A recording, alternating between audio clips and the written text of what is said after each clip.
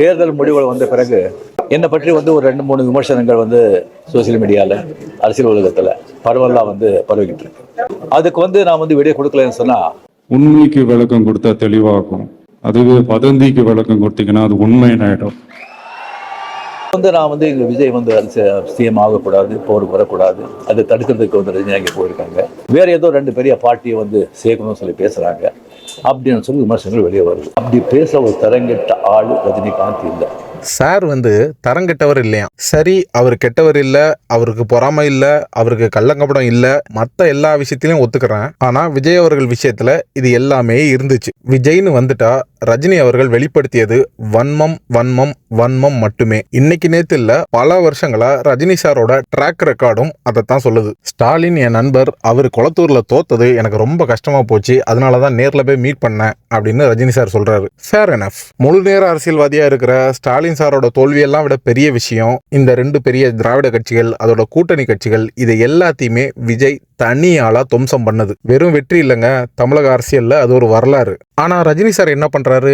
ஐயோ என் நண்பர் தோத்துட்டாரேன்னு ஸ்டாலின் சாருக்கு ஓடி போய் ஆறுதல் சொல்றாரு. விஜய் ஜெயிச்சதுக்கு கடமைக்கு ஒரு ட்வீட், அதாவது வாழ்த்துக்கள் சொல்லாம இருந்தா தப்பா போயிருமே அப்படிங்கிற மாதிரியான ஒரு ட்வீட். அது மனசார போட்ட ட்வீட்னு அவர் சொன்னாருன்னா அது அவர் மனசாட்சியே நம்பாது. இப்படி விஜய் சிஎம் ஆனதுக்கு கடமைக்கு ட்வீட் போட்ட ரஜினி சார் கரூர் விஷயத்துல மட்டும் கண்ணுமிக்கிற நேரத்துல மக்கள் மேல ரொம்ப அக்கறையா மனசார ஒரு ட்வீட் போட்டாரு. சரி விடுங்க, கலைஞரை மேடையில வச்சுட்டு அஜித் அவர்கள் திமுக காரங்க எங்களை மிரட்டுறாங்கன்னு சொல்லும் போது இவர் என்ன பண்ணாரு? 2 கையும் தலைக்கு மேல தூக்கி எந்திரிச்சு நின்று கை தட்டி தன்னோட ஆதரவை சொன்னாரு. ஆனா அதே மாதிரி நேரு ஸ்டேடியத்துல நடந்த ஒரு அரசியல் ஃபங்க்ஷன்ல விஜய கூட்டத்தோட கூட்டமா பின்னாடி உட்கார வச்சப்போ விஜய்க்கு ஆதரவா ஒரு வார்த்தை வாயை திறக்கலையே. இன்னைக்கு நேத்து இல்லங்க, 2005 காலகட்டங்கள்லயே யாரு அடுத்த சூப்பர் ஸ்டார் அப்படின்னு ரொம்ப பிரசித்தியான லயோலா காலேஜ் சர்வேல ரஜினி சார் முதலிடம், ரொம்ப க்ளோஸான மார்ஜின்ல விஜய் சார் 2வது இடம். அதே காலகட்டத்துல மக்கள் மனதில் நிற்பவர் யாருன்னு இன்னொரு சர்வே வந்துச்சு. அதுல எம்ஜிஆர் சிவாஜிக்கு அப்புறம் 3வது இடத்தில் விஜய்,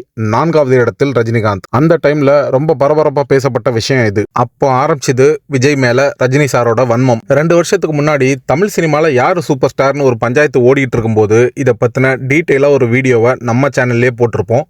லிங்க் டிஸ்கிரிப்ஷன்ல கொடுக்குறேன், பார்க்காதவங்க பாருங்க. நம்ம கண்ணு முன்னாடி சினிமாவுக்கு வந்த சின்ன பையன் ஒரு கட்டத்துல நமக்கே டஃப் கொடுத்து நம்மளை விட சினிமா வசூல்ல மிஞ்சி நம்ம சூப்பர் ஸ்டார் ஸ்டார்டமையே ஒரு ஆட்டி சினிமாவில் நம்மள ஜெயிச்சதோட இல்லாம வெறும் சினிமா புகழை வச்சுக்கிட்டு இந்த திமுக அதிமுக மாதிரியான அரசியல் முதலீடுகள் எல்லாம் கிட்ட கூட நெருங்க முடியாது அப்படின்னு தான் ஒதுங்கின சமயத்துல நம்ம பார்த்து வளர்ந்த பையன் அதே அரசியல் ஜாம்பவான்களை தோற்கடிச்சு இப்ப தமிழ்நாட்டோட சிஎம்மும் ஆயிட்டானே அப்படிங்கிற வன்மம். 2020ல ரஜினி சார் அரசியலுக்கு வர்றேன்னு சொன்னப்பவும் இதே ஸ்டாலின், எடப்பாடி, மோடி காம்பினேஷன் தான் இருந்துச்சு. அப்பெல்லாம் சிஸ்டம் சரியில்லை, அதனால நான் அரசியலுக்கு வர்றேன்னு சொன்னவரு அவரு அரசியலை விட்டு ஒதுங்கினதுக்கு அப்புறம் இப்போ சிஸ்டத்தை சரி பண்றேன்னு விஜய் சிஎம் ஆனதுக்கு அப்புறம் விஜய் பக்கம் நிக்க முடியாது, ஆனா ஸ்டாலின் பக்கத்துல போய் நிப்பாரு. இதுக்கு என்ன அர்த்தம்? சிஸ்டம் அதுக்குள்ள சரியாயிருச்சா, இல்லனா விஜய் மீதான வன்மமா?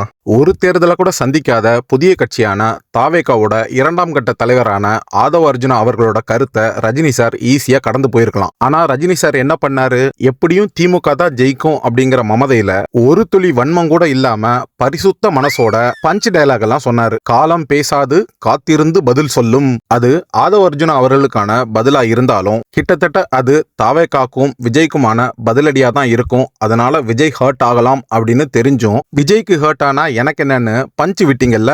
இப்போ அந்த காலம் என்ன பண்ணிச்சு?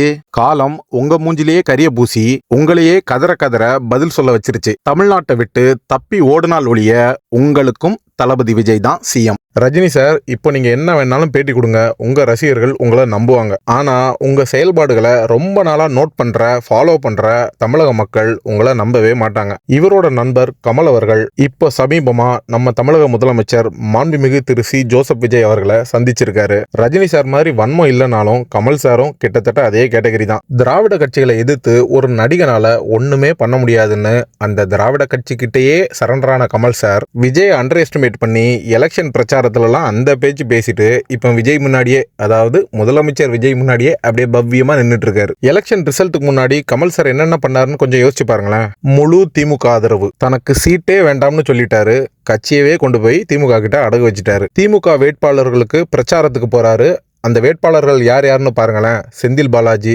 சேகர் பாபு, இப்படி அக்யூஸ்டுகளுக்கா பிரச்சாரம் பண்ண வச்சு டார்ச் லைட்டையா தூக்கி அடிக்கிற, கூட வச்சு உன்னை எப்படி கழுத்து அறுக்கிறோம் பாருன்னு டிப்பிக்கல் திமுக ஸ்டைல்ல மக்கள் முன்னாடி கமல்ஹாசனை கோமாளி ஆக்கிருச்சு திமுக. இப்படி தான் கோமாளியானது கூட தெரியாம மீசையை முறுக்கிக்கிட்டு தொப்புளுக்கு மேல டகின் பண்ணிக்கிட்டு முதலமைச்சர் மாண்புமிகு திரு ஜோசப் விஜய் அவர்களை கமல் சார் பார்க்க வந்ததை பார்க்கும்போது மனசுக்கு கொஞ்சம் கஷ்டமா தான் இருந்துச்சு. அப்புறம் நடிகர் சங்கம் சார்பா நாசரு, கருணாசு, கார்த்தி இவங்கெல்லாம் முதலமைச்சரை மீட் பண்ணி வாழ்த்துக்கள் சொல்லியிருக்காங்க. ஐயா சாமி, ஜனநாயகன் படம் சென்சார் பிரச்சனையில மாட்டி வராம இருந்தப்போவும், இப்போ ரீசெண்டா ஜனநாயகன் படம் நெட்டுல ஃபுல்லா லீக் ஆகும் போதும் நடிகர் சங்கமா ஒன்னத்தையும் புடுங்காம இப்ப பல்ல காட்டிட்டு வர்றீங்களே, வெக்கம் கட்டவீங்களா அப்படின்னு நான் மட்டும் கேட்கல, மக்களே பல பேர் கமெண்ட்ஸ்ல கேக்குறாங்க. தனக்கு சப்போர்ட் பண்றது யாரு, தன்னை எதிர்க்கிறது யாரு, தனக்கு திடீர்னு சப்போர்ட் பண்றது யாரு, யாரை எங்க வைக்கணும் எல்லாமே முதல்வர் விஜய்க்கு தெளிவா தெரியும். தெரிஞ்சாலும் நம்ம எல்லாருக்குமான சிஎம்மா தான் அவரு கண்டினியூ பண்ண போறாரு. அதுதானே அவர் கொள்கையே, பிறப்புக்கும் எல்லா உயிர்க்கும்.